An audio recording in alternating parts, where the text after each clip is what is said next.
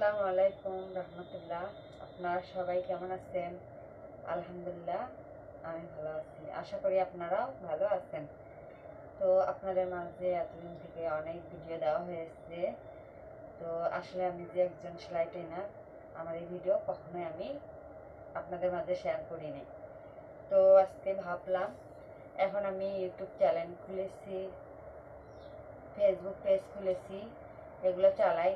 তো ভাবলাম এগুলোর মধ্যে, পেজের মধ্যে আপনাদের সাথে শেয়ার করি।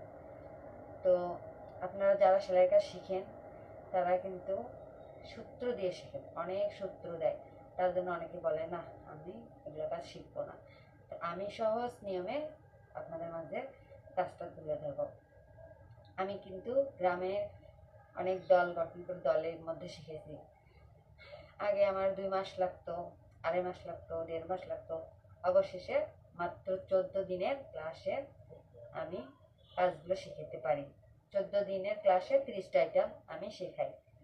তো কাজগুলো কারেন্টের মতো, সত্যি কারেন্ট যেমন সত্যি, আসলে আমার কাজটা এরকমই সত্যি। যারা যারা শিখেছে তারা বলতে পারবে, আপনাদের মাঝে দিলে আপনাদের উপকার হবে কিনা। যখন ভিডিও অনেক কয়টা ছাড়বো, দিব, ইনশাল্লাহ আপনারাও বলবেন যে আপু এভাবে আমরা কাজটা শিখতে পেরেছি। তো যাই হোক, কথা না বাড়িয়ে এখন আসি কাজে। তো আজকে আমি আপনাদের মাঝে শেখাবো সাধারণ প্লাজো। তো সাধারণ প্লাজো, আচ্ছা যাই হোক, তো আমরা কি করি, দোকান থেকে কাপড় আনি, একটা প্লাজোর কাপড় আমরা প্লাজো বানাবো, ঠিক আছে? কোনো সূত্র ছাড়, কোনো সূত্র হবে না, একেবারে সহজ নিয়ম।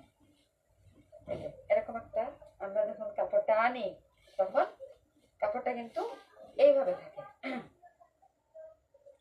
কাপড়টা এই ভাঁজে থাকে, তাই না? এই ভাঁজে থাকে।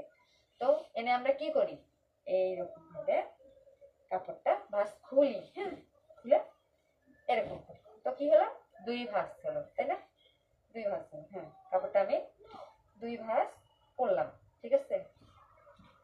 2 ভাঁজ করলাম, করার পরে সুন্দর করে ভাঁজটা করে নেই। নতুন কাপড় আমি কিন্তু যাদের শিখাই, নতুন কাপড়ে শিখাই না। তাদের ওড়না, শাড়ি, এগুলোর মধ্যে যা কাপড় থাকে সেগুলোর মধ্যে আমি শিখাই। তো কাপড়টা প্রথমে দিলাম 2 ভাঁজ, তারপর দিলাম আরেকটা ভাঁজ। কয় ভাঁজ হলো? 4 ভাঁজ। তো ভাঁজ লাইনটা নিজের দিকে থাকবে, এই ভাঁজ লাইনটা নিজের দিকে থাকবে। আর এই